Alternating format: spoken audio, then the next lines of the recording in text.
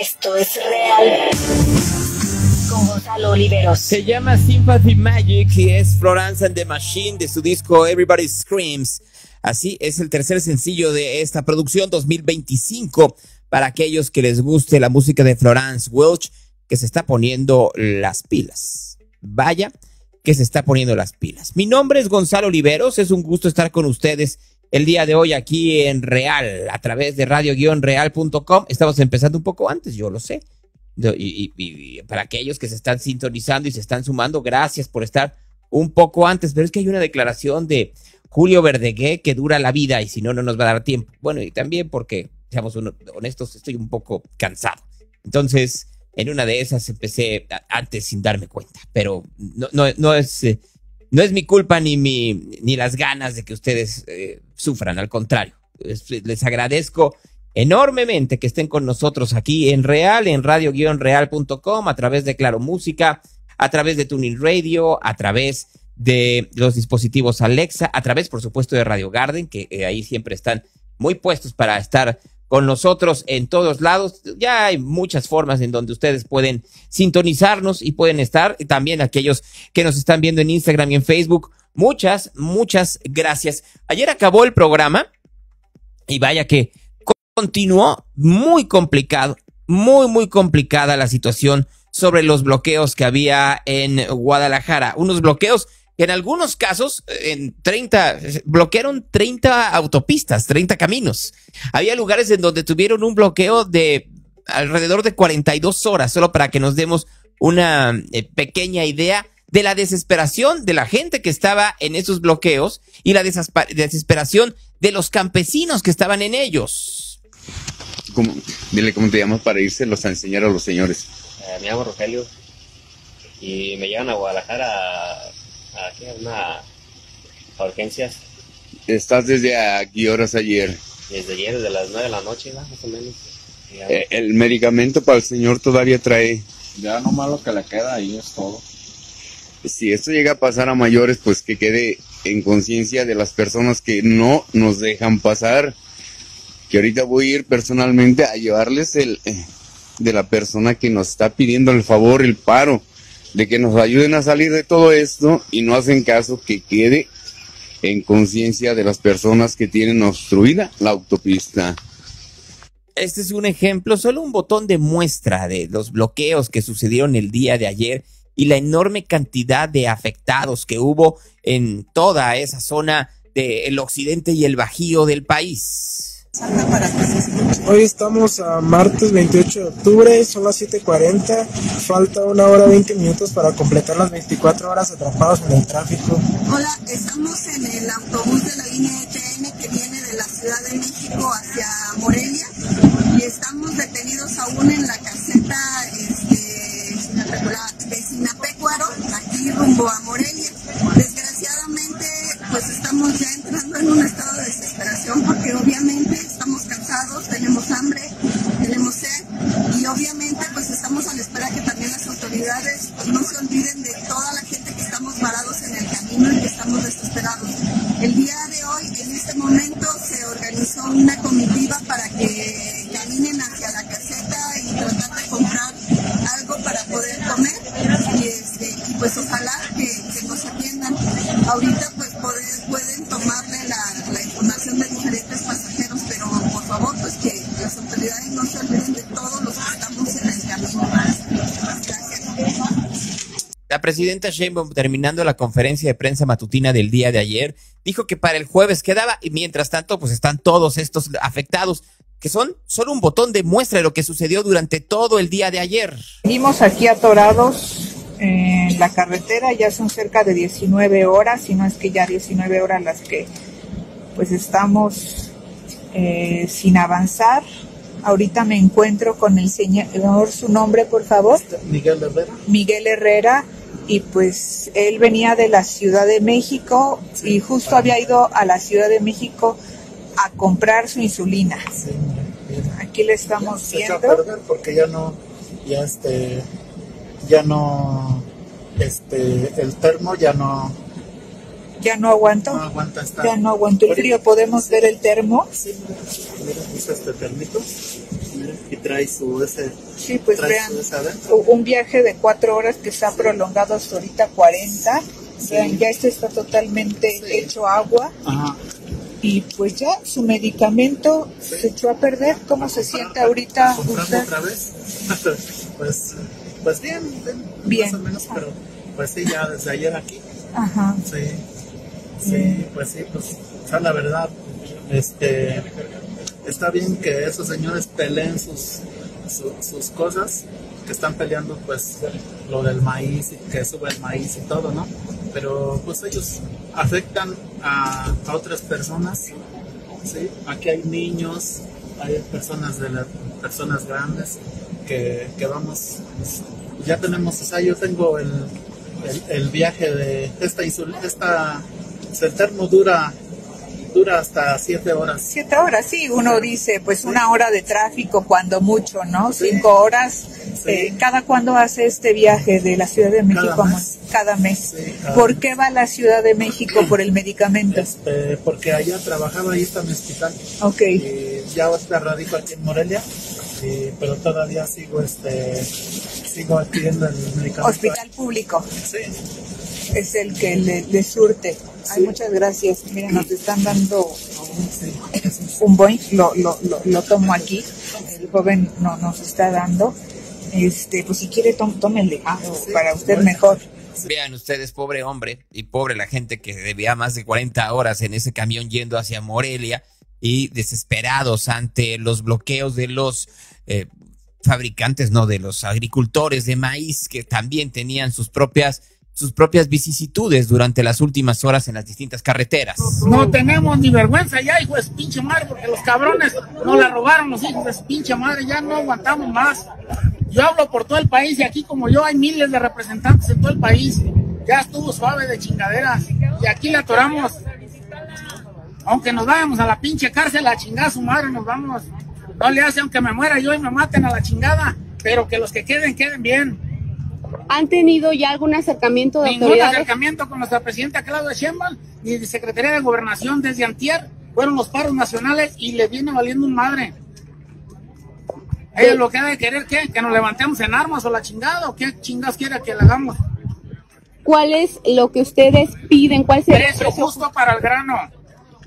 ¿Cuál sería eso? 7,200 ya se basó en la base nacional y 6,000 para el sorgo. A todos los compañeros de cuota energética, que se les apoya todo, no lo estén, que ocupa esto, que ocupa lo otro, puros pinches papeles, ni que el gobierno no supiera que la electricidad que ocupan ellos es para el campo, para regar. Hay gente que ya no se la puedo transmitir a mi hijo, que al otro y que aquello. Y ellos saben antemánticamente que sigue trabajando uno para el campo.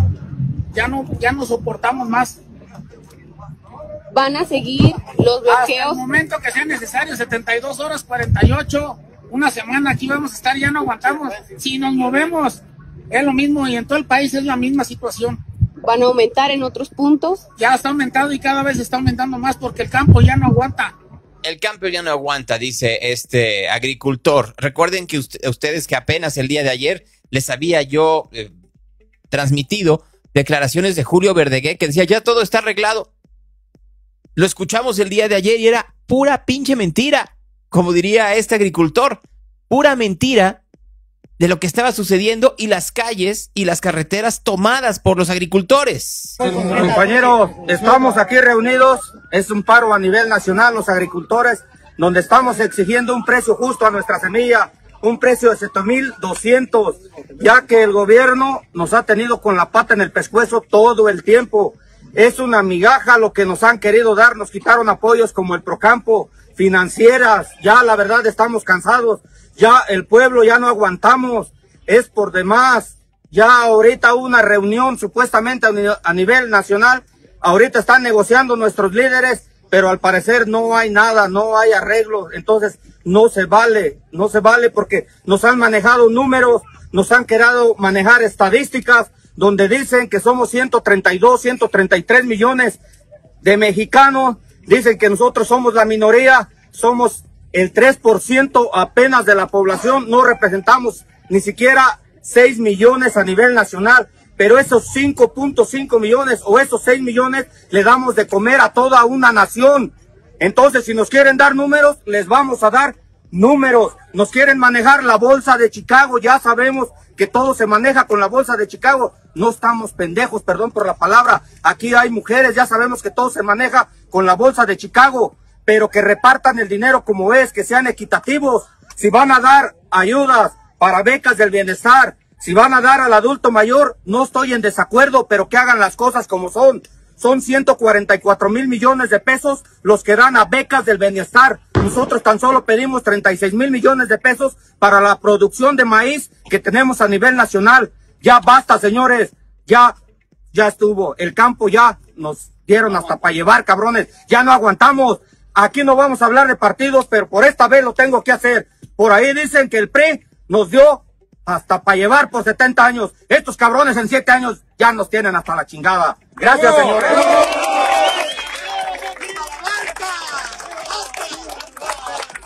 ¿Cuál es el precio? ¿Cuál es el precio, compañeros? El precio que necesitamos entre todos.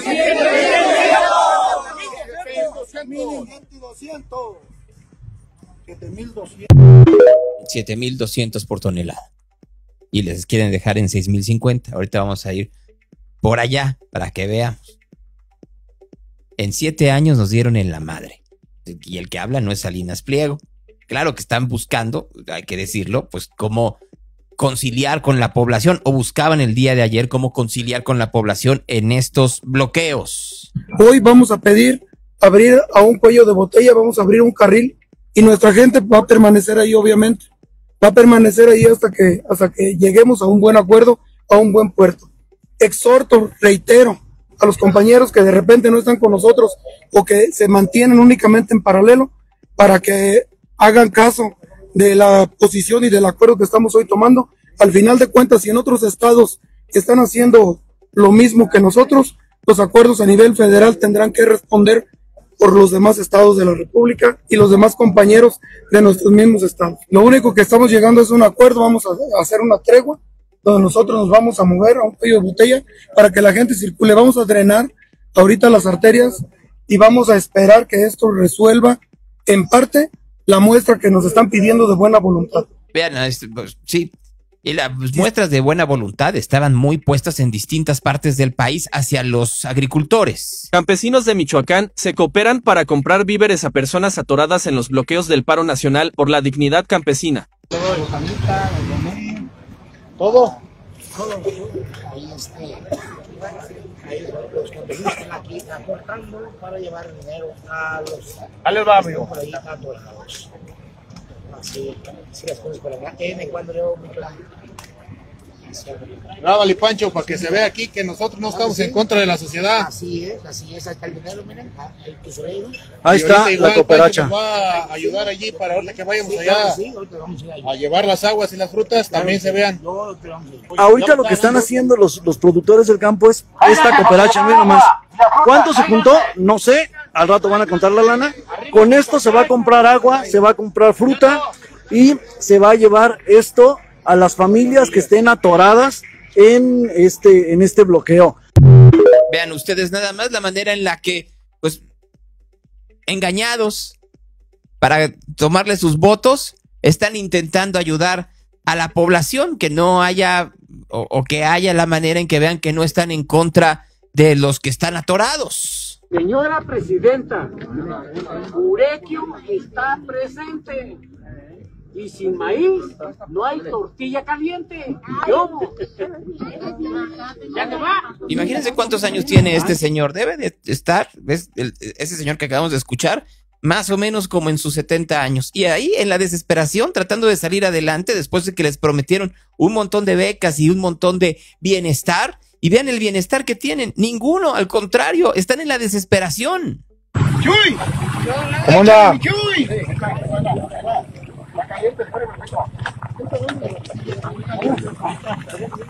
Ahí dándole de comer a la gente, los agricultores, tanto a los manifestantes como a los que estaban en los bloqueos, ahí esperando a ver cómo se ayudaban unos a otros.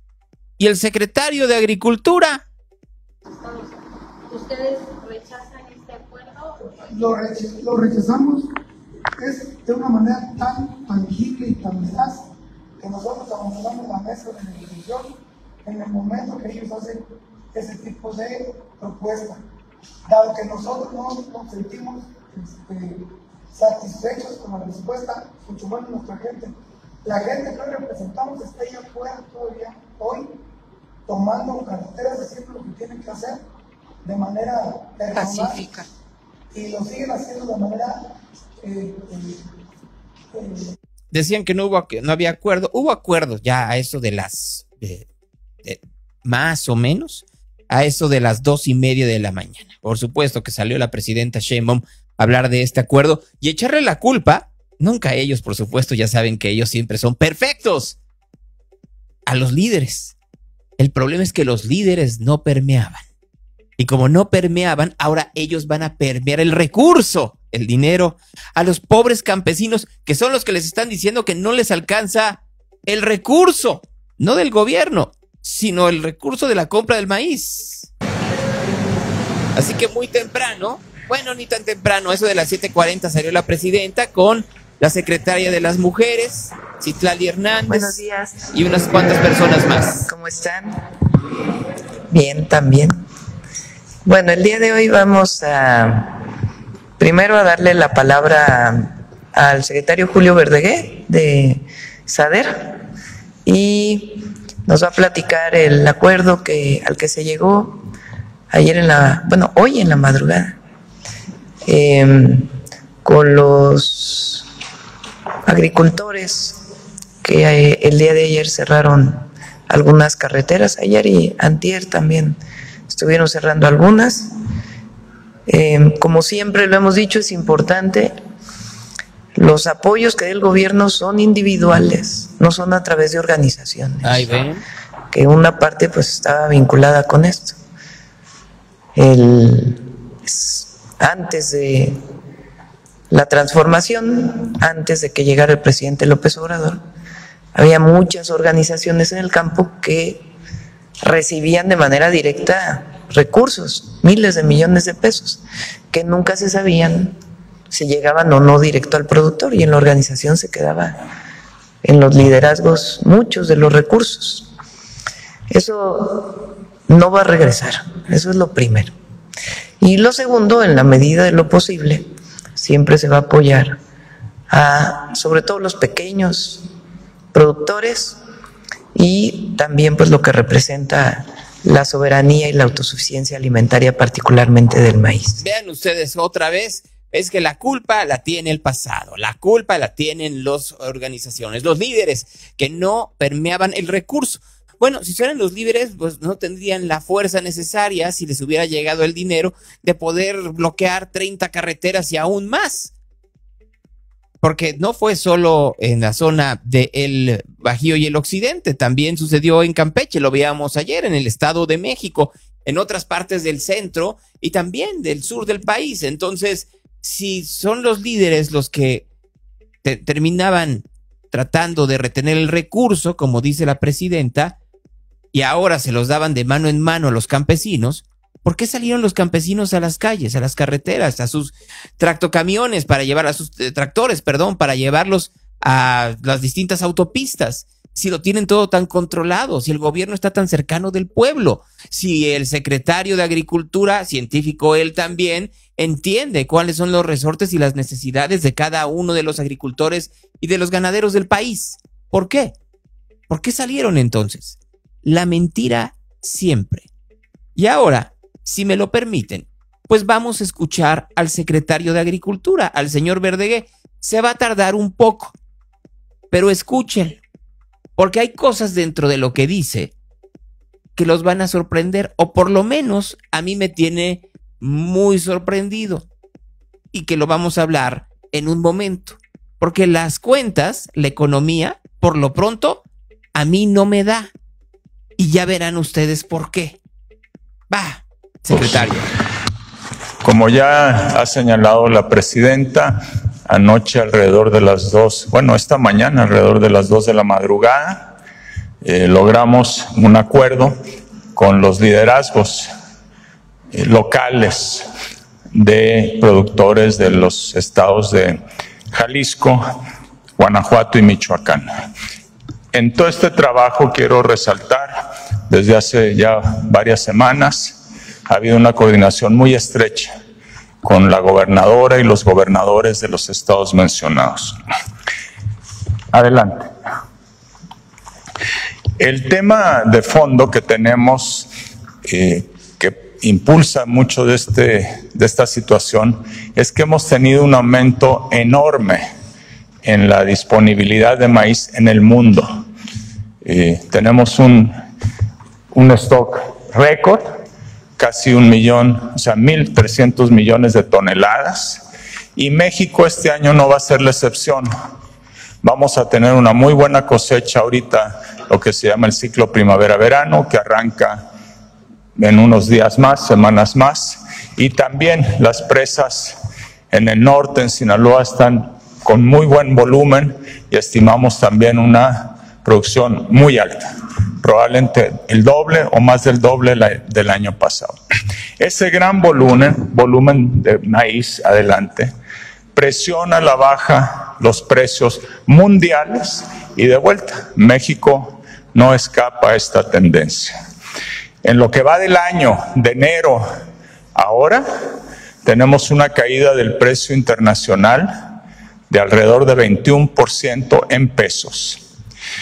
Eso significa que tenemos en el país los precios más bajos desde el 2017. El precio internacional sin nada es como 3,400 pesos por tonelada. Cuando ya se calculan los costos de logística y transporte, llegamos como a 4,850. Ese es un precio bajo, bastante bajo, que realmente pues no cubre los costos de producción de muchísimos productores y productoras mexicanas. La que sigue. Y detrás de esta situación, pues había este descontento, este malestar, que empezamos a atender por instrucciones de la presidenta desde hace ya muchas semanas. Anoche, como les digo, o más bien esta madrugada, se alcanzaron acuerdos muy importantes que quedaron registrados en una minuta firmada por la gran mayoría de los representantes que estaban en la reunión. La que sigue, por favor. El primero es un acuerdo que entre los gobiernos de los estados y la federación sumaremos recursos para dar un apoyo de 950 pesos por tonelada de maíz. Esto es el acuerdo para los productores del Bajío, quiero enfatizar. Apoyaremos en esa región alrededor de 90,000 productores, son productores de hasta 20 hectáreas. Esto es del orden del 96-98% de todos los productores del Bajío, tienen 20 hectáreas o menos. Apoyaremos del orden de 1,400,000 toneladas de maíz, con un máximo de 200 toneladas por productor. Adelante. El siguiente acuerdo es que, por instrucción de la presidenta, ampliaremos un programa llamado Cosechando Soberanía, es un programa de crédito y seguros. Estaba restringido hasta ahora a derechohabientes de los programas del bienestar de la Secretaría. Se amplía a los productores de maíz. Este es un programa de crédito muy importante, da una tasa de interés de 8.5% anual. Eso es la mitad o menos de la mitad de lo que les cobraría cualquier institución financiera. Y además, todas las personas que tomen un crédito van a tener un seguro agropecuario. De tal manera que si hay sequías, inundaciones, alguna plaga, no van a quedar endeudados o endeudadas. Adelante. El tercer elemento es, desde mi punto de vista, tal vez el más estructural, el más fundamental.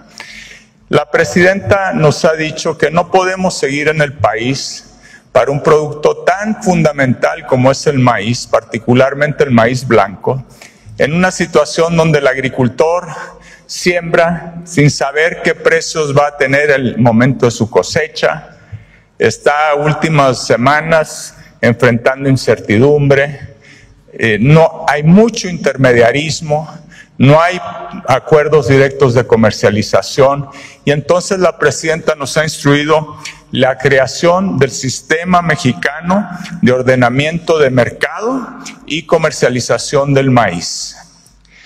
Este sistema va a tener mecanismos para definir precios de referencia del maíz.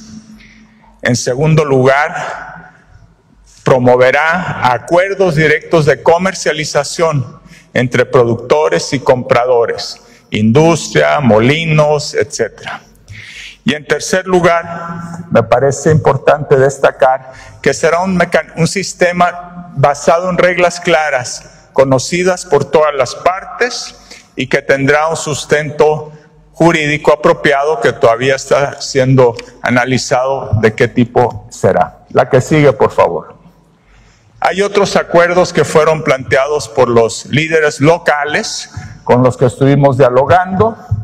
Nos piden publicar las mecánicas operativas de los apoyos, nos piden establecer una mesa de diálogo facilitada por nosotros, el gobierno federal, con el apoyo de los gobiernos del estado, para que puedan dialogar, conversar con los diferentes compradores, para buscar condiciones, las mejores condiciones posibles y precios justos ahora que cosechen y empiecen a vender sus cosechas. Algo que olvidé mencionar y pido disculpas.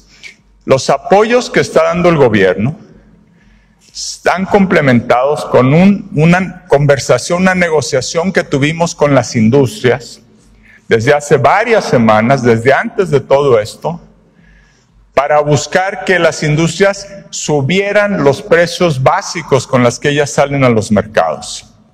Se lograron avances muy importantes y tenemos la seguridad de que la industria saldrá a comprar a precios muy superiores a los que hubiera sido sin esta negociación y esta conversación. Pero aún así hay que lograr los acuerdos locales y para eso esta mesa de conversación. Queremos buscar que se dé prioridad a la cosecha nacional. Es importante el precio, muy importante, pero es importante que se compre toda la producción nacional.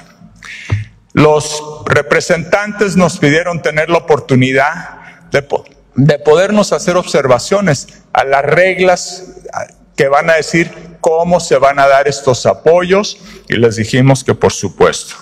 Algo muy interesante es que los líderes nos pidieron agradecer a la señora presidenta por esta iniciativa. Ay, por el amor de Dios, siempre terminan diciendo lo mismo, que le agradecen a la señora presidenta por esta iniciativa, por ayudarles, por pensar en ellos, por su bondad, por la manera en la que están muy puestos. En fin, ya saben ustedes que siempre es la faramalla, la manera en la cual tratan de jugarle, no hay otra manera de decirle, al vivo.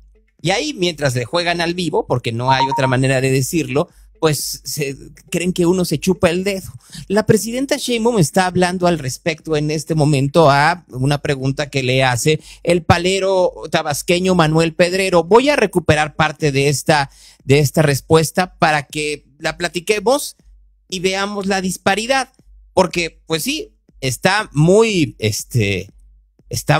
barato el maíz, pero la tortilla como tal sigue subiendo de precio. Así que yo la verdad no entiendo.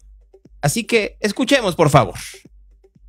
Alguien que haya necesitado ayuda durante esos colapsos viales.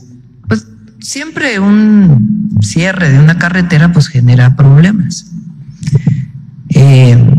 Nosotros no usamos a la fuerza pública, sino buscamos siempre el diálogo. Y también no caer en chantajes, ¿verdad? Porque, entonces, lo justo. Entonces, tienen razón, hay una demanda legítima de los agricultores de que el precio del maíz está muy bajo a nivel internacional. A partir del tratado comercial, ¿quién fija el precio del maíz? Antes, cuando no había tratados comerciales, el precio del maíz se fijaba dentro del mercado nacional y estaba asociado principalmente pues a la oferta y la demanda, como en cualquier caso, pero de México. A partir de los tratados internacionales, el precio del maíz se fija internacionalmente. Nosotros creemos que incluso en ese caso debería haber una diferencia entre el maíz que se llama blanco y el maíz amarillo, porque el maíz amarillo tiene características incluso de la siembra y productividad muy distintas al maíz blanco. Pero en este momento en la bolsa de Chicago, el maíz amarillo y el blanco tienen el mismo precio. Le voy a parar un momento. En el momento del inicio de la guerra en Ucrania. A ver, permítame, señora presidenta. Pues claro que vale igual el maíz amarillo que el maíz blanco en el mercado de Chicago, porque aquí en México, por supuesto que privilegiamos el maíz blanco porque es el que se nixtamaliza y el que se utiliza para tortillas. Sin embargo, el maíz amarillo en otras países industrializados se utilizan para muchas otras cosas, no solo para la engorda de ganado, que aquí solo lo usamos para eso. Y entonces ese es el enorme problema, como por ejemplo hacer el famoso jarabe de maíz que se utilizaba hasta hace muy poco en los Estados Unidos para poder endulzar los refrescos azucarados, que tanta preocupación les causa ahora también a Donald Trump como a Claudia Sheinbaum. Entonces yo entiendo que esto que yo estoy explicando no se le haya explicado a los agricultores. Es normal en un país en donde se consume tal cantidad de maíz blanco porque la cultura alimentaria del mexicano se basa en tortillas, pues es obvio que se quiere, pero tampoco les explicaron que iba a llegar un momento en donde iba a haber una crisis de sobreproducción, como lo hay el día de hoy, y tampoco les explicamos que las vacas gordas, debido a la crisis ucraniana, se iban a convertir en vacas flacas en algún momento, y eso es responsabilidad del gobierno, y no lo hicieron. ¿Por qué? Pues porque no querían echarse a un grupo, 6 millones de personas, que terminarían votando por Morena.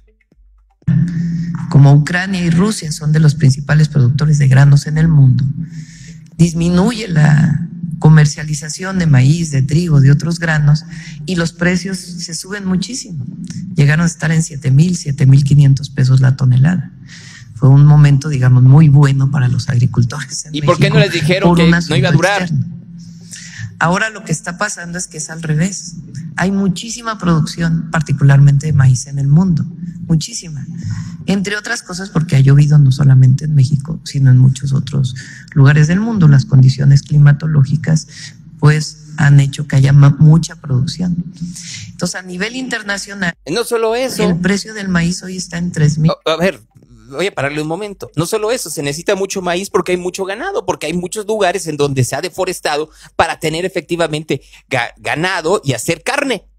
Porque todavía no llegamos a tener la carne artificial que llegará en algún momento. Entonces, claro que se utiliza para la parte del maíz amarillo. Y entonces ahí es donde estamos jodidos. Digámoslo así. Porque además recuerden ustedes que México tiene sus propias dinámicas del maíz amarillo, que no les gusta el maíz amarillo transgénico. Entonces hay también una cantidad brutal de maíz amarillo transgénico que es mucho más fácil de sembrar y cosechar, y que entonces a nivel internacional hace que los precios bajen, como lo está diciendo la presidenta, mientras que nosotros aquí tenemos prejuicios, aunque lo quieran vender de otra forma.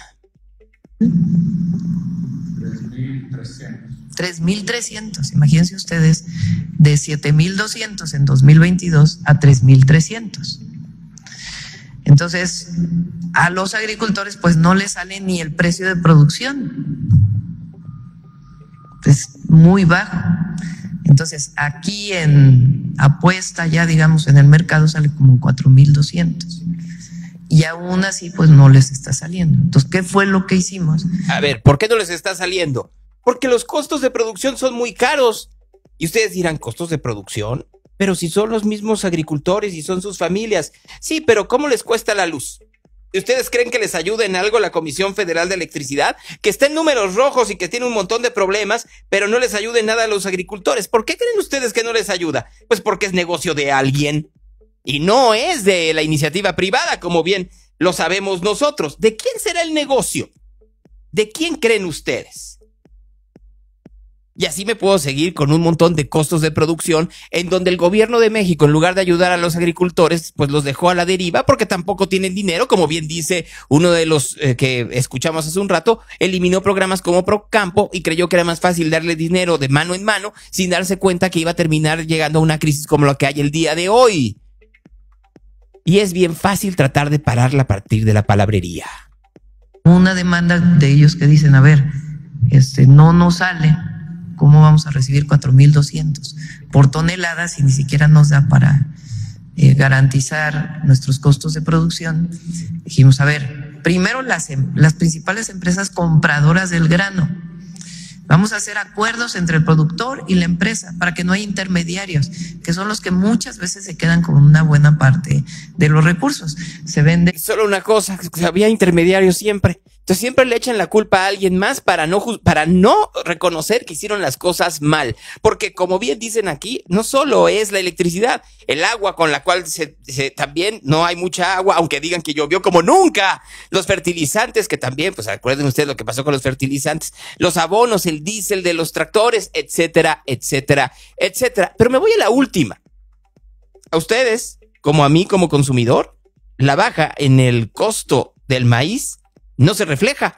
Hoy la tortilla está más cara de lo que estaba en 2018. Hoy la tortilla es inaccesible para un sector de la población. Aunque les den sus ayudas y les digan que ahora sí hayan subido el salario mínimo, esa es la realidad.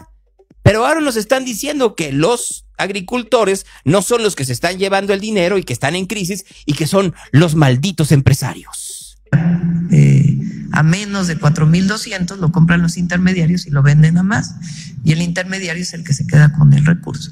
Muchas veces vinculado con las grandes monopolios, que son Minsa, Maseca, Cargill, principalmente. Ajá. Entonces, a ellos lo que les dijimos es, tienen que comprar a más. Ustedes tienen que hacer un esfuerzo muy importante, incluso por encima de los 5,000 pesos para comprarlo, que nos pidieron que no diéramos el precio exacto porque pues incluso se está queriendo lograr más, pero que haya un precio adecuado o mejor de aquellos principales compradores.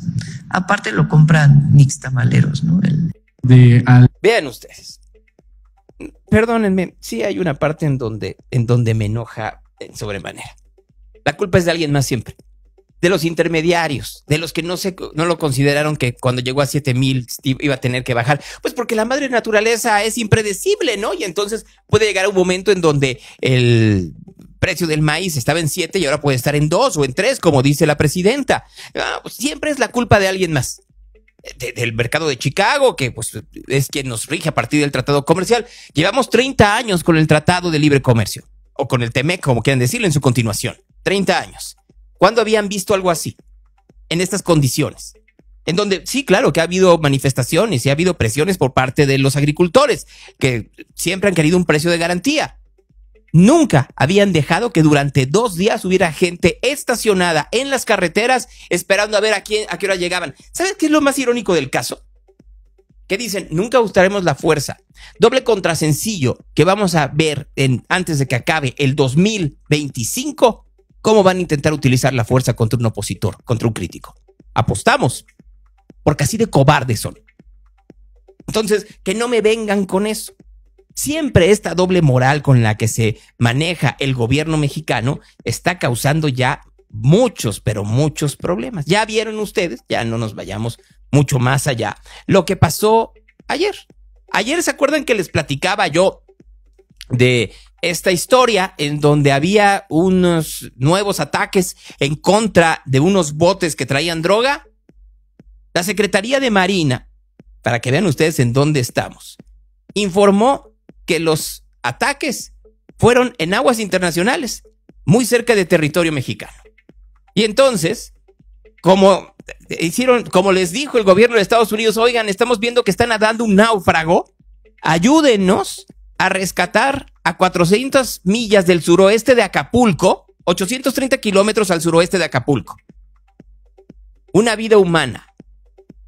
Alguien que estaba traficando drogas, no les voy a decir que muy cerca, pero tampoco muy lejos de la costa de México. Ni tan cerca ni tan lejos de la costa de México, el gobierno de Estados Unidos descubrió una barcaza que ellos acusan que era o que tiene estas connotaciones de narcotráfico y quedó un náufrago después del ataque. Solo para que vayamos entendiendo.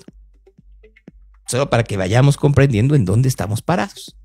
Entonces hay de dos. ¿Qué hacen venezolanos o colombianos o quién sabe ustedes cuál sea la nacionalidad de estos que están en las barcazas cerca de territorio mexicano? Piensen por un momento que efectivamente, como dice el gobierno de Estados Unidos, son narcotraficantes y el gobierno de México no se da cuenta. ¿Ven para dónde voy? Creo que la presidenta Sheinbaum se dio cuenta también y de eso habló esta mañana. A ver, ¿cuántas millas náuticas o kilómetros había de embarcación? Pero en las aguas internacionales. Pero ya en lo que tiene que ver con la ubicación de nuestro país. Es decir, había habido más al sur y ahora pues fue en la ubicación en latitud y longitud de nuestro país. Aguas internacionales. Nosotros no estamos de acuerdo con estas intervenciones y tenemos un modelo, un protocolo que ha dado muchos resultados. Si en aguas internacionales Estados Unidos ve que hay una lancha que presuntamente lleva droga, se ponen de acuerdo y interviene Secretaría de Marina o las instituciones del gobierno de Estados Unidos. Sí, el problema es otro. El problema es que el gobierno de Estados Unidos no está creyendo en el gobierno de México. El gobierno norteamericano lo que está diciendo de manera muy clara y muy fuerte es que el gobierno de México, o parte del gobierno de México, o es omiso o es cómplice del narcotráfico. ¿No lo estamos entendiendo?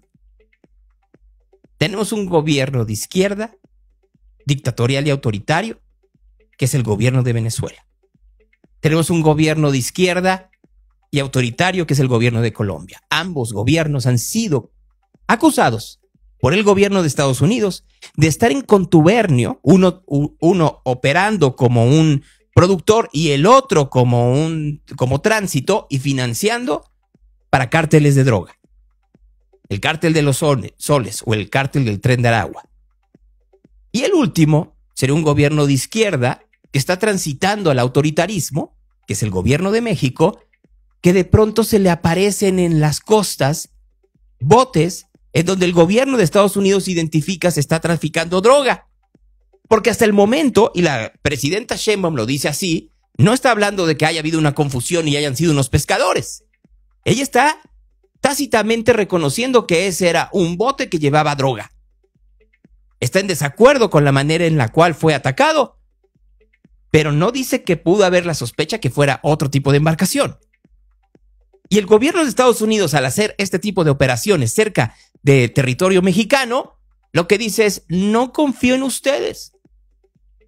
Y no confío porque cada día es más claro el eje entre Bogotá, Caracas y Ciudad de México, en donde se protege a estos regímenes de izquierda, comunistas, autoritarios, y se desprotege ya no solo a la población, sino los intereses de los Estados Unidos y específicamente el interés electoral que tiene Donald Trump. Volvamos a decirlo, Trump está viendo que aquí, al decir que es el ISIS de Occidente, el narcotráfico, el cártel de los soles, el cártel del Tren de Aragua, el cártel de Sinaloa, el cártel de Jalisco Nueva Generación, todos ellos como parte de un intrincado internacional financiado por Venezuela, auspiciado por China y Rusia para desestabilizar a la sociedad norteamericana. Eso es lo que no se quiere decir en las mañaneras. Y eso es lo que tratan de parar los paleros en la discusión. Porque si fueran decentes lo dirían de otra manera y no como vamos a escuchar al imbécil de Manuel Pedrero en un momento. Consecuencia de lo que sucedió luego en la noche con las sanciones. Son dos hechos aislados. Sí, son dos hechos aislados. Muy bien. Sobre el tema del rescate, de momento Estados Unidos pues ha asesinado a 57 latinoamericanos que se encuentran en estas lanchas. en caso de presentarse una situación, de nuevo, como la que aconteció hace unos días, donde el gobierno mexicano interviene para salvar la vida de un ser humano, si se vuelve a dar esas condiciones, ¿México volverá a intervenir? Es un asunto humanitario y además parte del derecho internacional en la mar. Muy bien. Cambiando de tema, Presidenta. Bueno, es un derecho humano, dice Claudia Sheinbaum, y trata de cambiar el tema. ¿Por qué? Porque sabe que es un tema en donde va a perder con los Estados Unidos. Uno más. El día de ayer, el gobierno norteamericano dio a conocer que 13 rutas que habría y que hay entre México y los Estados Unidos serían y serán canceladas. Revocó la aprobación de 13 rutas de aerolíneas mexicanas hacia los Estados Unidos. Canceló todos los vuelos combinados de pasajeros y carga desde el Aeropuerto Internacional Felipe Ángeles. Es decir, que había aviones de Viva Aerobús y de Volaris que llevaban carga del Felipe Ángeles a distintos lugares de la Unión Americana, todos cancelados. Sean Duffy dijo el día de ayer que se canceló y se inmovilizó ilegalmente vuelos de aerolíneas estadounidenses durante 3 años sin consecuencias.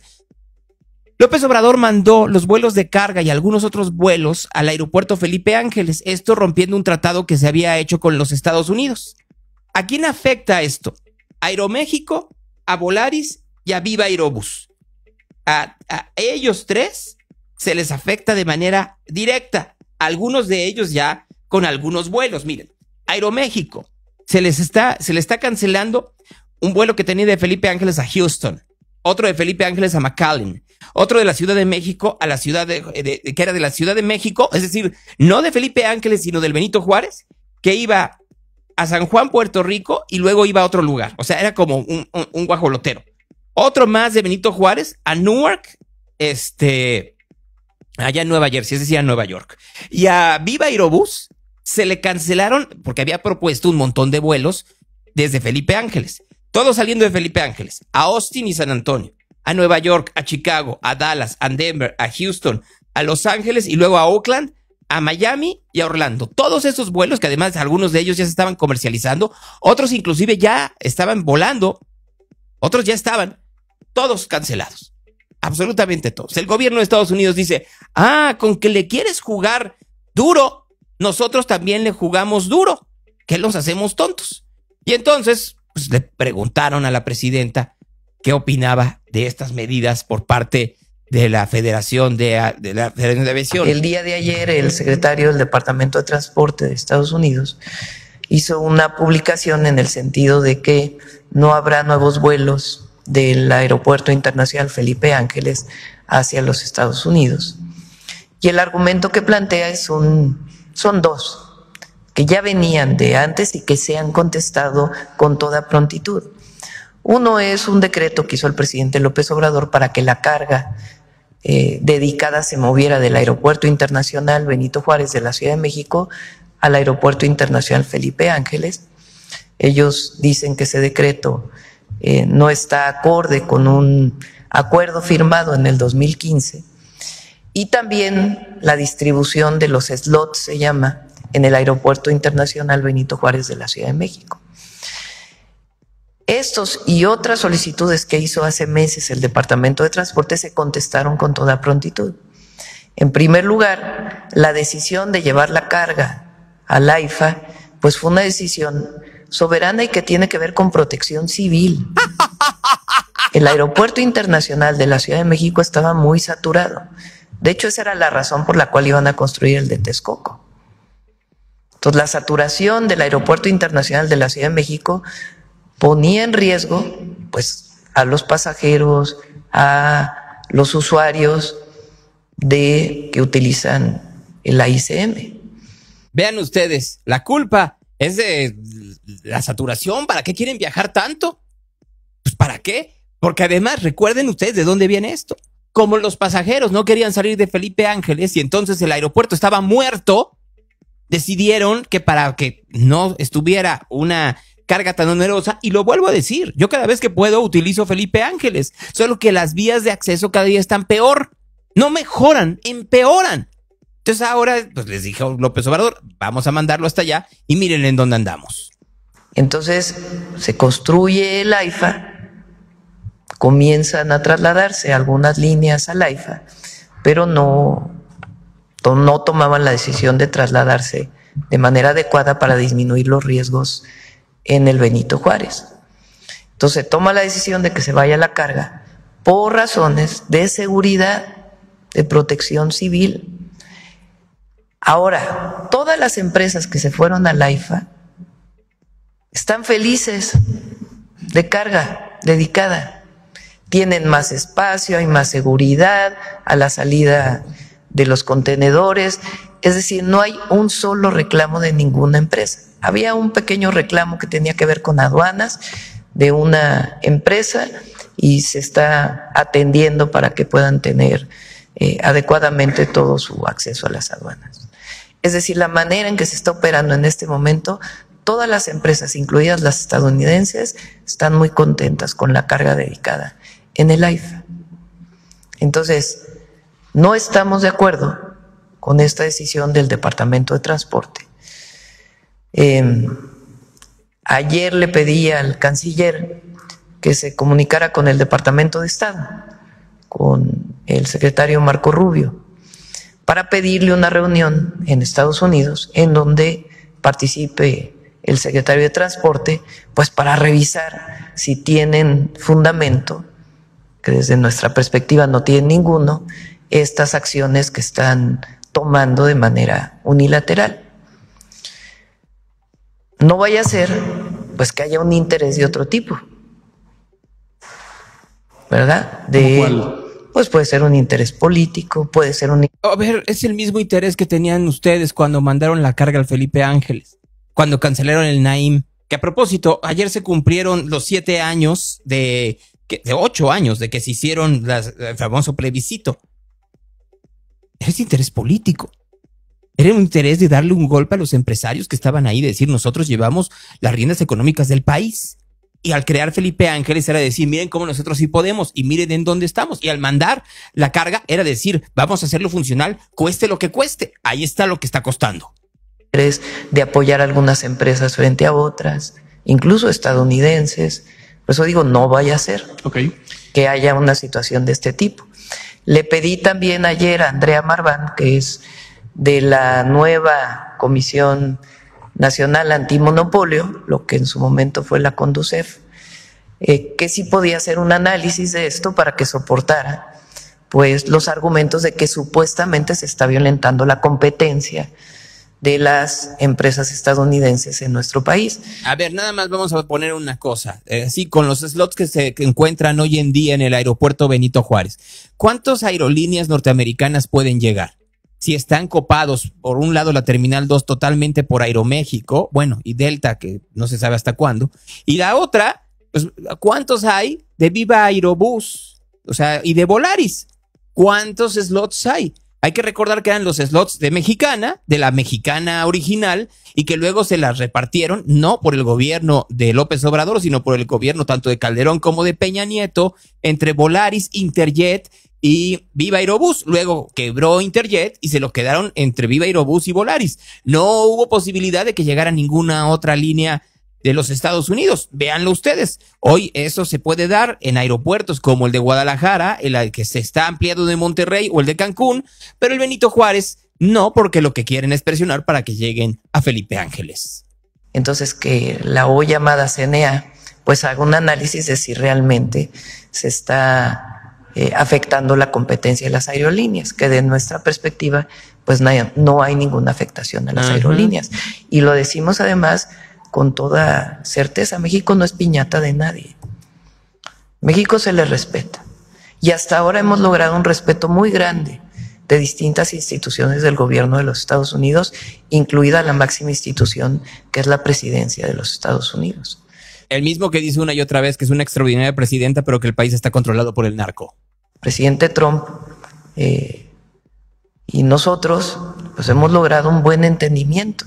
La última llamada que tuvimos el sábado fue muy buena. Ayer él afirmó lo que yo ya había comentado, de que en efecto no se van a poner los aranceles que se habían dicho para el 1 de noviembre y que seguimos trabajando de manera coordinada.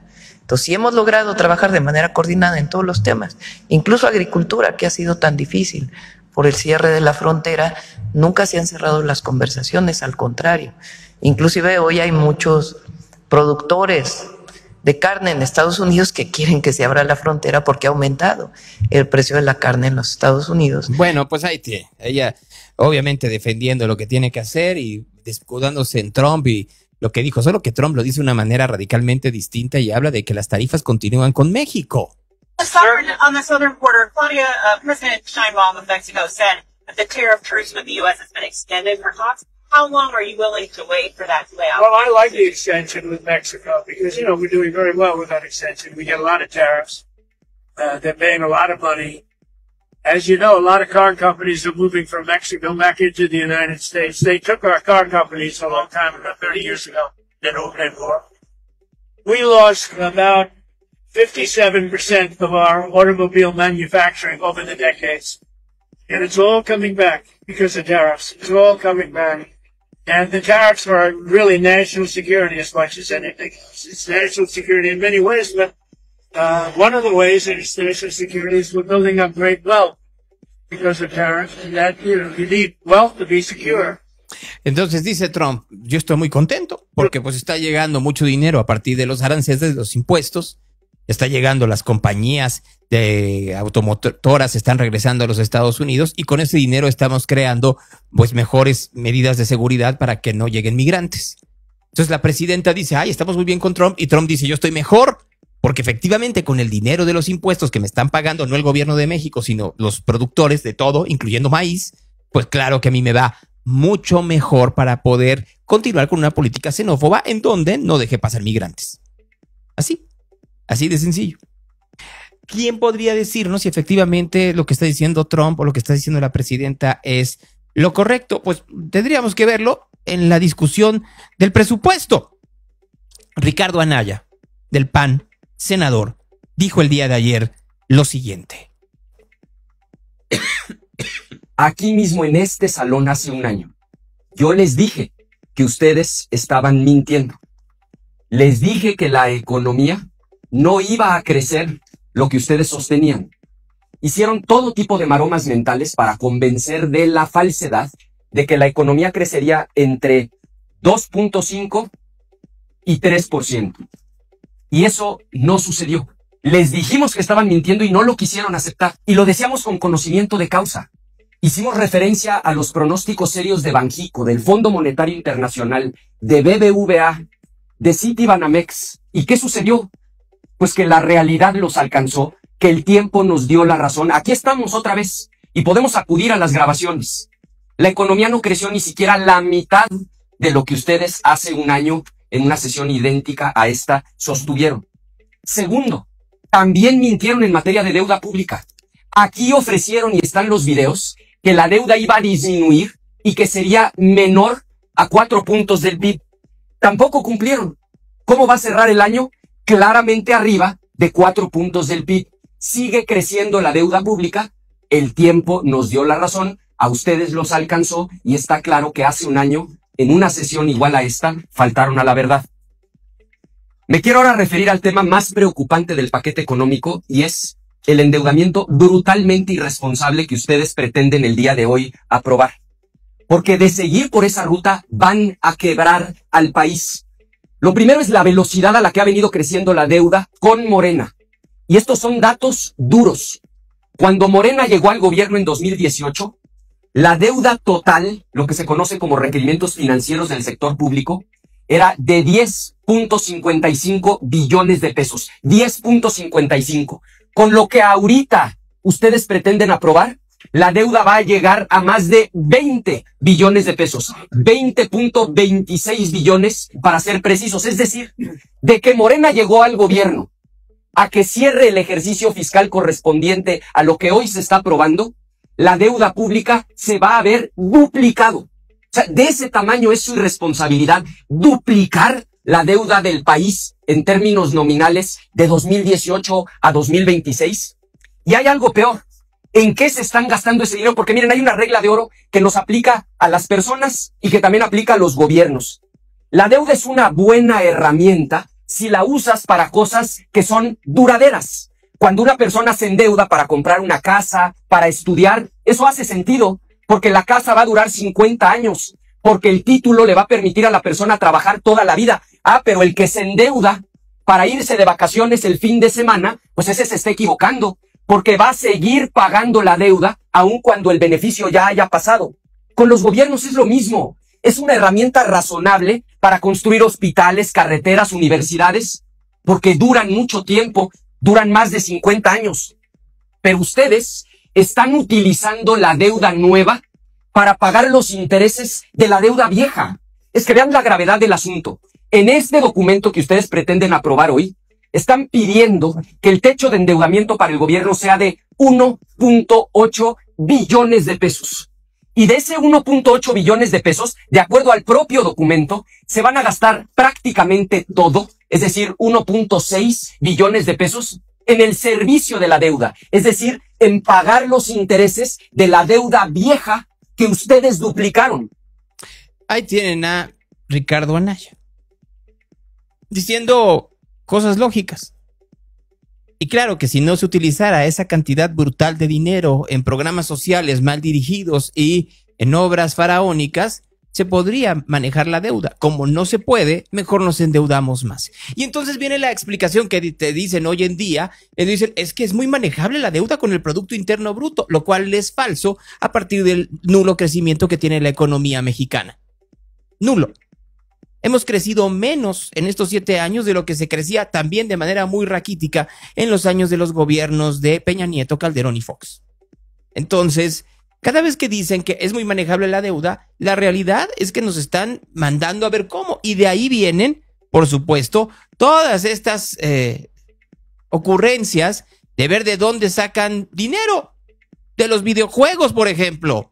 Contra de la violencia en nuestras calles, voten por este impuesto que va a gravar a los videojuegos con un alto contenido violento, que así como ustedes presentan aquí estudios donde argumentan que no hay ninguna relación, también hay estudios que argumentan y prueban claramente que los videojuegos violentos inciden en la agresividad de la población juvenil y también de la población adulta. ¿Recuerdan ustedes de la película Bowling for Columbine de Michael Moore, en donde entrevistaba a él a Marilyn Manson, a Brian Warner, cuando lo acusaron de que lo que habían escuchado en la mañana en donde se dio esta masacre en 1999 era su música, era el Antichrist Superstar? Y Brian Warner, un hombre muy inteligente que durante algún tiempo fue periodista, dijo, también fueron a jugar boliche.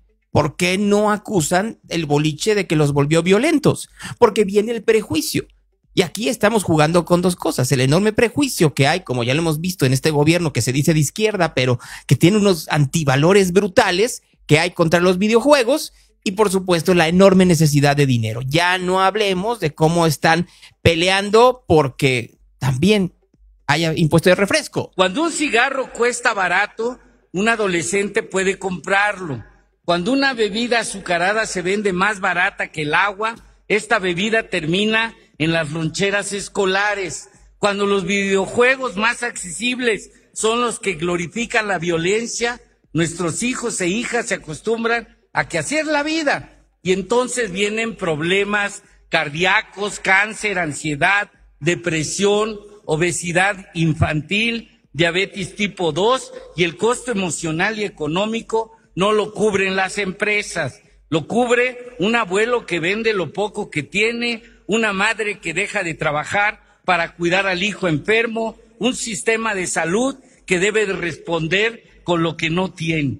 Por eso este dictamen propone medidas muy claras, impuestos a los videojuegos con contenido violento y extremo, porque no toda diversión es sana y el Estado debe impedir que la violencia se normalice en la infancia.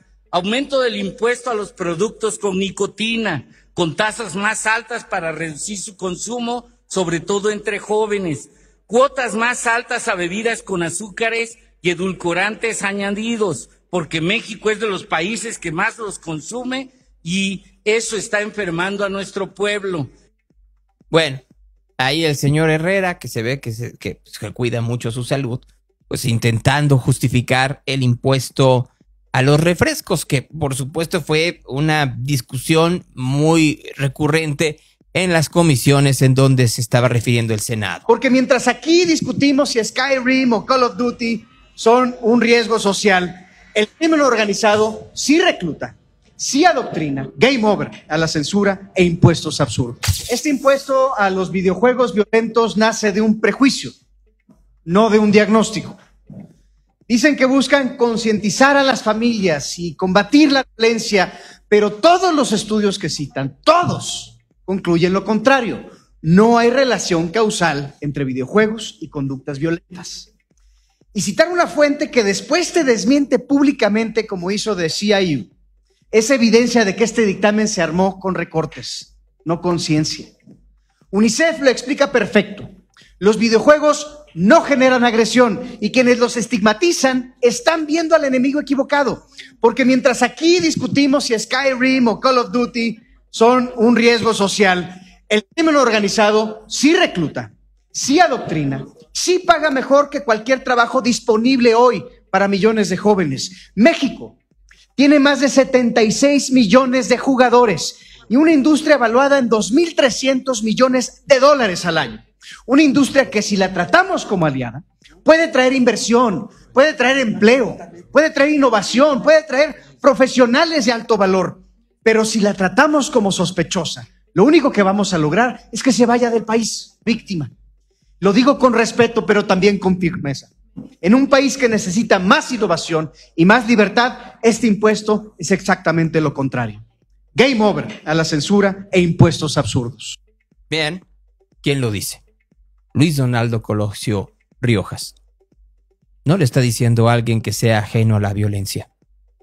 Le está diciendo a alguien que la vivió en carne propia. Solo que entiende cuando algo se convierte en demagogia y se convierte en un prejuicio para intentar sacar raja económica, en este caso.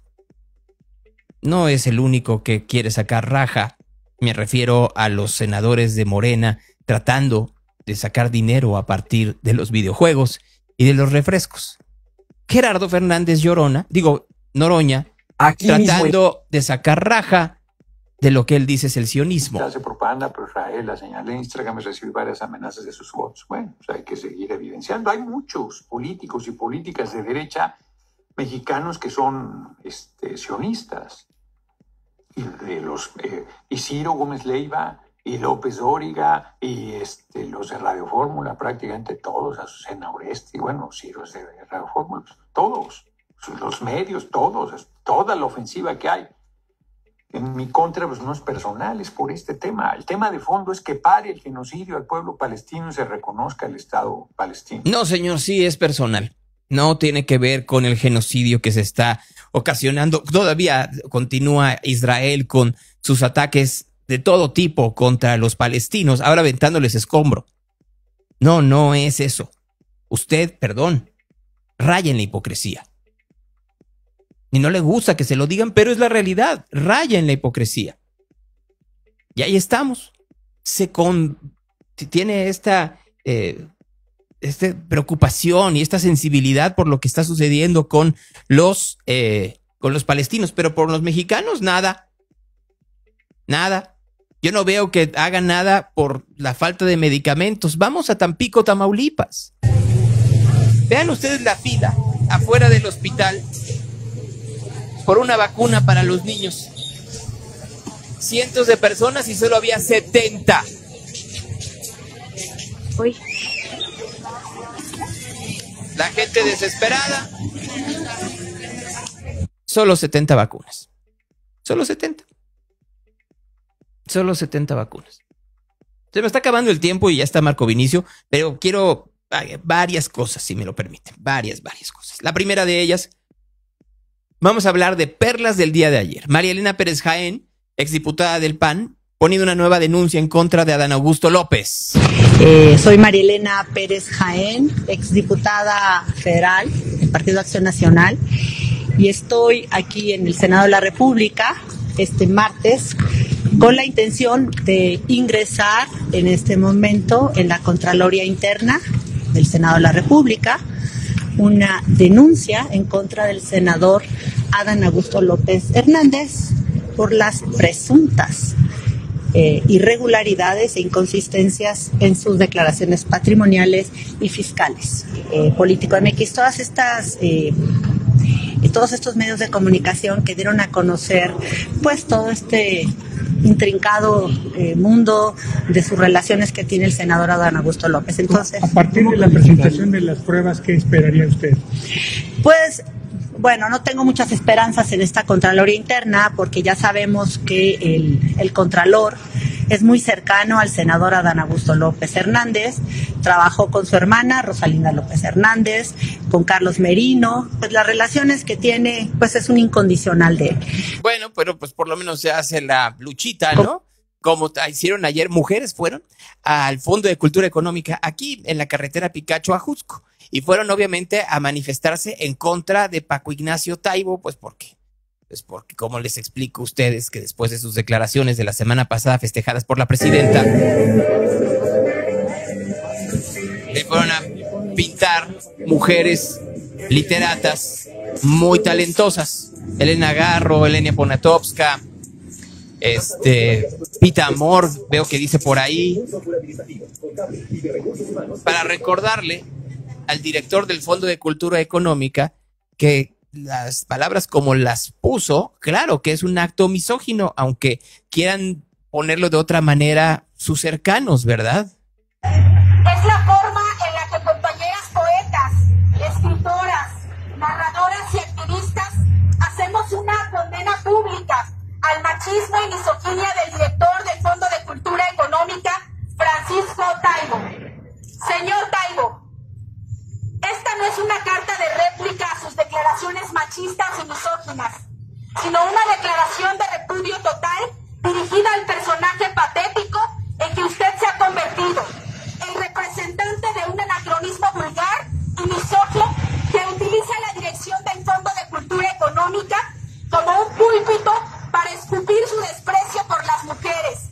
Su supuesta pasión por los libros no es más que una careta para la arrogancia de un hombre que se cree dueño de la cultura. No es un activista, es un dinosaurio con micrófono. Sus palabras sobre los poemarios femeninos son la prueba irrefutable de que su criterio literario se reduce a la cobardía patriarcal que teme a las voces que no puede controlar. Usted no combate la mala literatura, usted combate la autonomía y el talento de las mujeres.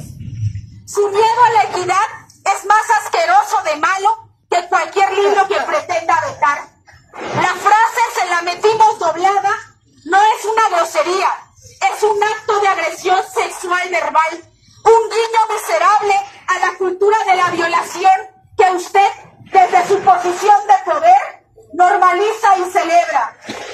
Si esa es su idea de victoria, usted no pertenece a la cultura, pertenece a la basura moral que se debe erradicar. Pues sí, pero ahí los tiene, la presidenta lo aplaude, como a muchos cuantos más. Uno se tendría que preguntar realmente cuáles son los valores de Claudia Sheinbaum cuando se ve rodeada de gente tan indeseable. No solo en el caso de Paco Ignacio Taibo, ¿cuántos más están a su alrededor? Ya no hablemos de Adán Augusto López, que también estuvo por aquí hace un momento. ¿Cuántos más? ¿Cuántos hay alrededor de Claudia Sheinbaum que no hay forma, discúlpenme que se los diga, no hay poder humano para poder entender y aprobar, consecuentar que sean parte de la Cuarta Transformación? Podríamos hacer una lista, pero se nos acabaría la hora y media normal que dura este programa. Llegó Melissa a Jamaica. Vaya cosa. Aquí las imágenes de uno de los aviones cazahuracanes en el ojo del huracán. Un huracán gigantesco. Gigantesco lo que se ve de Melissa. Y así, pues por supuesto que terminó causando una cantidad brutal de daños. Ahora va para Cuba. Ahora va para Cuba, Melissa. Y a ver si no termina pues acabando con Cuba, o por lo menos con algunas poblaciones cubanas, que no hay mucho que hacer. Para terminar, se nos había pasado, después de las conferencias de prensa que da Rocío Nale todos los lunes, recuperar al Lord Molécula local, de esos que están puestos por parte del gobierno de Veracruz, muy parecido a lo que hacían con López Obrador, y esta joya. Esa es la verdadera jugada. No solo quieren frenar a Rocío como figura presidencial a futuro, quieren tumbarla antes de que consolide su liderazgo. Quieren revocar su mandato antes de que pueda demostrar lo que significa gobernar con visión social, con fuerza moral y con respaldo popular. Quieren derrocarla para que no sea candidata presidencial a futuro. ¿En serio Rocío Nale piensa que puede ser candidata a la presidencia de México? Sí, como muchos más. No solo Adán o Ricardo o Marcelo o Omar. ¿Cuántos no pensarán que tienen posibilidades de ser presidentes de México? Imaginen por un momento una campaña en donde la candidata sea Rocío Nale o Adán Augusto López. Y para allá vamos. ¿En serio es lo que queremos? ¿En serio votaríamos por Rocío Nale?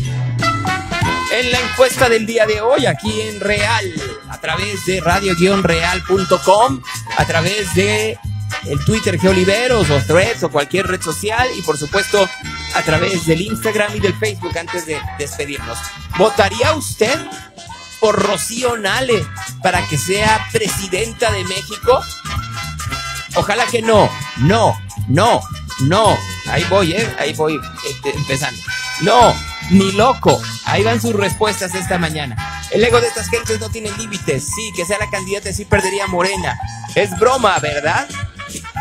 Por supuesto que no. Es todavía turbo no, dicen aquí. Ni de broma. Lo peor del caso es que creo que sí lo daría. Lógico, no. Hasta la madre de Morena. Claro que no.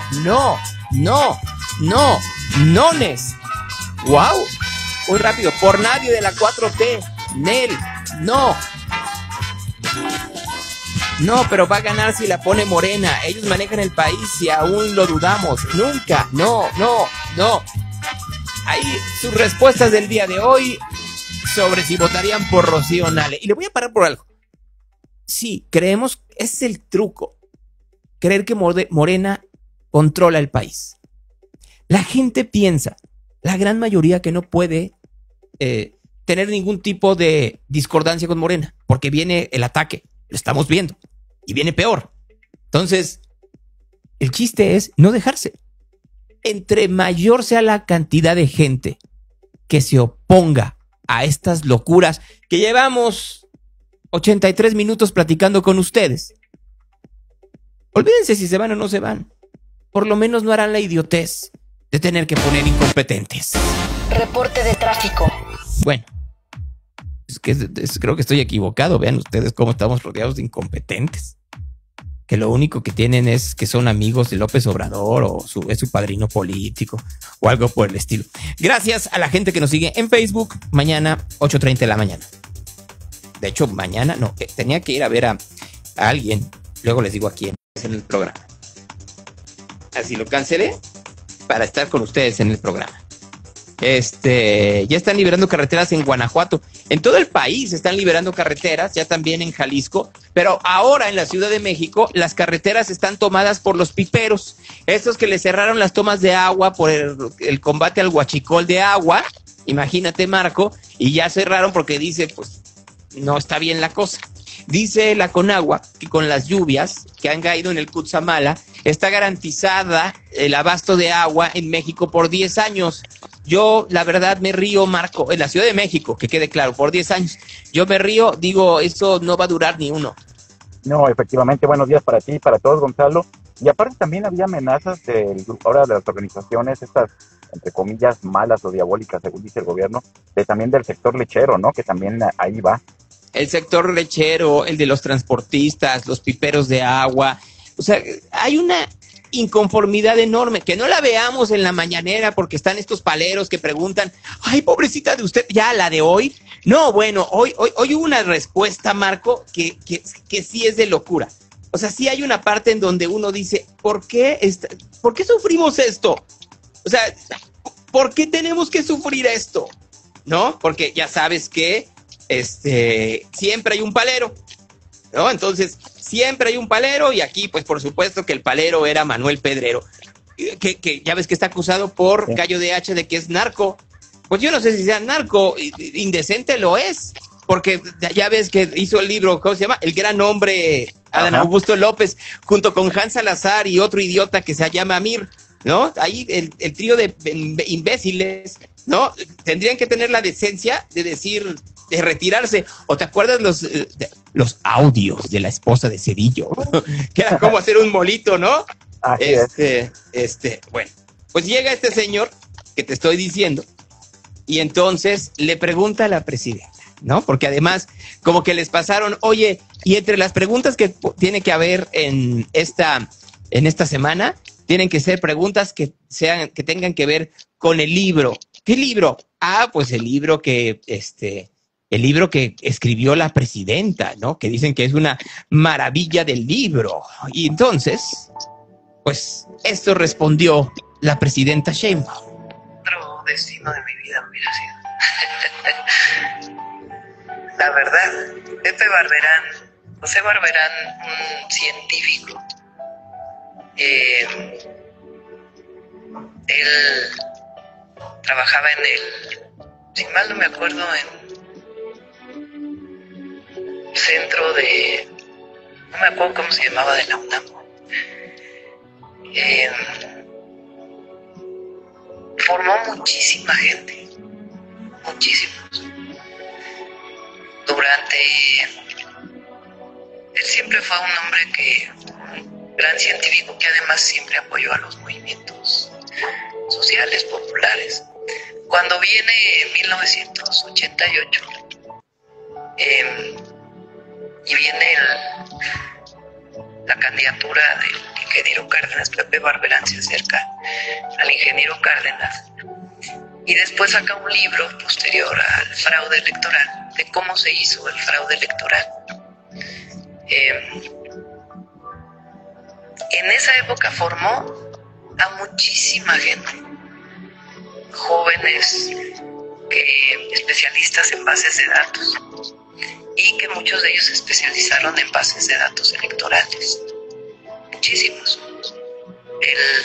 Que le decimos el bicho, Emiliano, que hoy trabaja ahí en la Agencia de Transformación Digital, que trabajó muchísimos años con el presidente López Obrador, fue formado por Pepe Barberán también. Muchísimos jóvenes. Posteriormente pues se acerca al presidente López Obrador, una persona extraordinaria, el Pepe Barberán. Vean ustedes nada más, Marco, en dónde estamos perdidos nomás, en que el país está cayendo, pero pues hay que hablar del libro y de cómo conoció a López Obrador. Sí, efectivamente, fíjate que de hecho le preguntan y se le ve la cara así llena de orgullo, de emoción, y lo que hace más desdeñable esto, yo me quedo mucho con esta imagen, Gonzalo, que sí me lastimó en el sentido de cuando le preguntan por la niña y no hace caso del tema, no se va por el tema del libro. Pero, a ver, Marco, ahí estamos luchando con eso. O sea, la forma en la que se hace la manipulación es clarísima. Y causar indignación causa mucho trabajo cuando en otros tiempos cualquiera de los temas que traté hoy, cualquiera, el que tú quieras, causaría indignación. Así es. Y sería un escándalo. Hoy es miércoles 29 de octubre del 2025. Así de actualizados estamos como sociedad, normalizando. En la famosa, estaba escuchando la canción de Anita Tijoux, de la teoría del shock. Y porque además hay quienes dicen, claro, ay, es que miren ustedes y los neoliberales y los conservadores.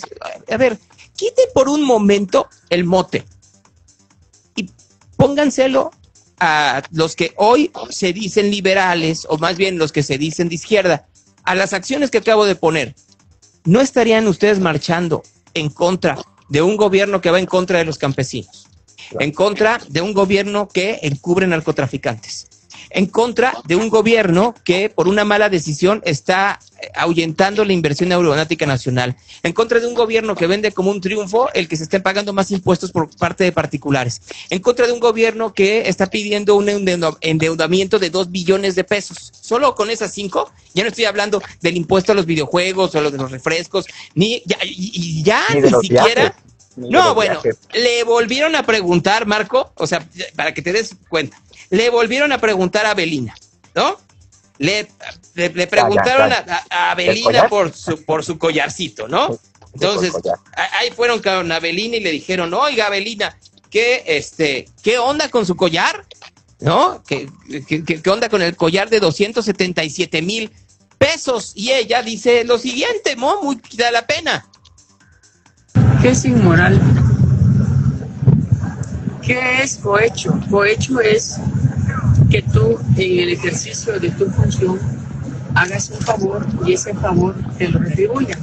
Pero es cosa diferente que no tiene ninguna retribución, que es mi cumpleaños, que fue mi cumpleaños, que la gente iba, que yo no organicé cumpleaños, la gente llegaba.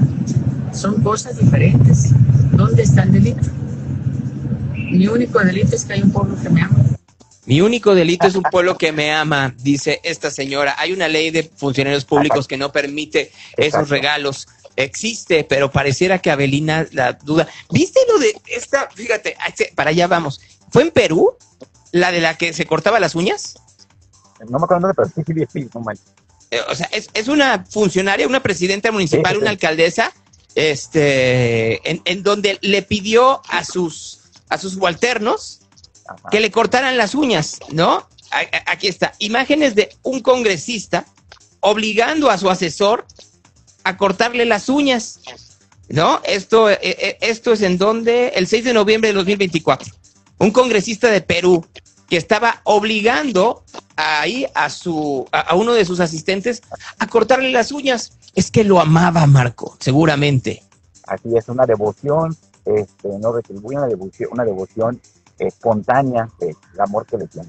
¿Cuántos políticos no sentirán que eso hacen sus subalternos? ¿Tú crees que famoso expresidente no piensa eso de famosa subalterna que le está cortando las uñas? Claro que sí, por supuesto, eso por un lado. Y aparte, de verdad, muchos son utilizados casi literalmente, casi a eso. Bueno, vas con el tráfico, Marco, porque pues creo que se normalizó, no está tan terrible como ayer. Así es, Gonzalo, para todos comentarles, afortunadamente empieza a haber ya las aperturas de los accesos a la ciudad y salidas. Todavía en la altura del kilómetro 40 hay mucha carga vehicular para que lo tomen en cuenta. Hay obras en Avenida Colón, de Isla Raza hasta Potrero del Llano por la carril derecho para que lo tomen en cuenta. En Avenida Concepción y a lo mejor hay un percance, otro más en Avenida Carretera Saltillo y Timonero. En el kilómetro 40 también todavía lo que les decía, ahí está muy difícil todavía el acceso a la ciudad. Hay un percance en prolongación Juan de la Barrera y Timonero. Hay un auto descompuesto en la lateral de Avenida Patria, casi Naciones Unidas, dirección sur a norte. Hay un choque más en Adaptor y Pedro Mirazú. En carretera San Sebastián, a la altura de la Galería, otro percance, en Periférico Sur, en la colonia Artesanos, en dirección 8 de julio, otro percance entre particulares que mantiene cerrado el carril de extrema izquierda. Un motociclista lesionado en Avenida Bosque de San Isidro y Parras Arias, y otro más que también resultó lesionado en unos momentos al chocar con un vehículo de transporte público en calle Hospital y Belén. De complicaciones o semáforos que no funcionan, Camino Real a Colima y Punto Sur, para que lo tomen en cuenta. Más sincronizados de Glorita Alcalde y Circunvalación, no se funcionan semáforos de 8 de julio y Periférico, y tampoco el de Juan Manuel y Doctor Baeza Alzaga en el centro de la ciudad. Vialidades complicadas, circulación, aparte de las que te comenté, el Nodo Revolución, Avenida González Gallo, Salvador López Chávez, Juan Pablo II y Américas, y Avenida Plutarco Elías Calles en su cruce con Javier Mina, también con mucha carga vehicular, lo que es mañana el reporte vial de Radio Real. Gonzalo, todo. El día de hoy, Jorge Fernández Menéndez, a través de su columna que se publica en el periódico Excelsior, trae una revelación que a mí me tiene muy escandalizado, pero muy, muy escandalizado, Marco. Habla sobre los medios de comunicación a cargo del señor Jesús Ramírez Cuevas. Y voy a tomar una parte. Un mecanismo clave ha sido la empresa WL Medios, Sociedad Anónima Promotora de Inversión de Capital Variable. Una razón social que no está directamente a nombre de Ramírez Cuevas, sino de Guillermo Yaguno, quien ha sido durante años su colaborador y que aparece al frente de un negocio que se mueve entre la comunicación política y la producción audiovisual.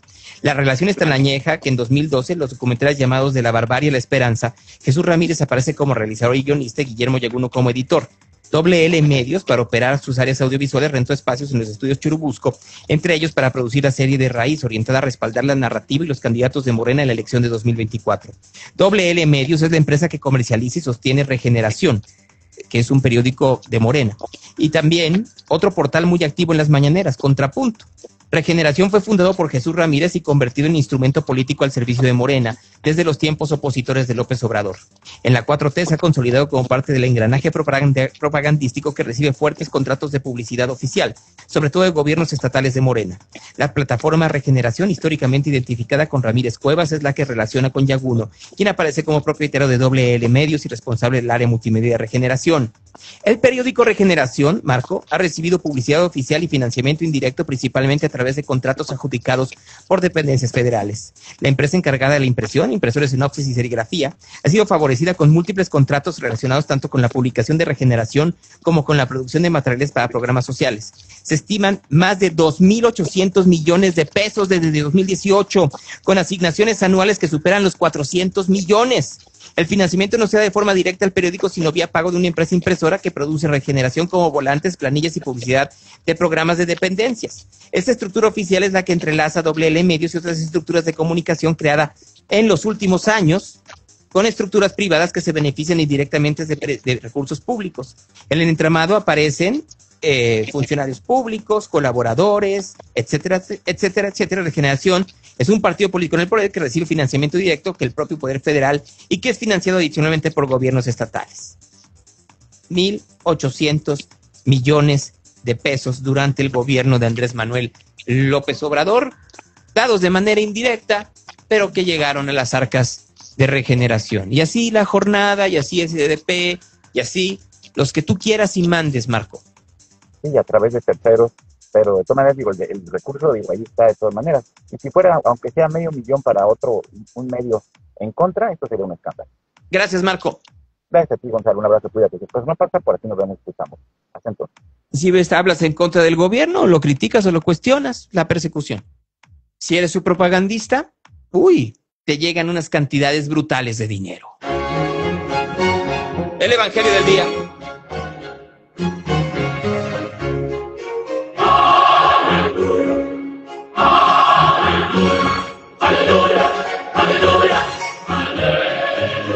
En aquel tiempo Jesús atravesaba ciudades y pueblos enseñando mientras caminaba hacia Jerusalén. Uno le dijo: Señor, ¿son pocos los que salvan? Él les dijo: luchad por entrar por la puerta estrecha. Os digo, muchos pretenderán entrar y no podrán. Cuando el dueño de la casa se levante y cierre la puerta, os pondréis los que estén afuera a llamar la puerta diciendo: Señor, ábrenos. Os responderá: no sé a dónde sois. Entonces empezaréis a decir: hemos comido y bebido contigo y has enseñado en nuestras plazas. Os volverá a decir: no sé dónde sois. Retiraos de mí todos los agentes de injusticia. Ahí será el llanto y rechinar de dientes. Cuando veáis a Abraham, Isaac y Jacob y todos los profetas en el reino de Dios, mientras a vosotros se echan fuera, y vendrán de oriente y occidente, del norte y del sur, y se pondrán en la mesa del reino de Dios. Y hay últimos que serán primeros, y habrá primeros que serán los últimos. Esa es palabra de Dios. Real Radio, the station of the cat.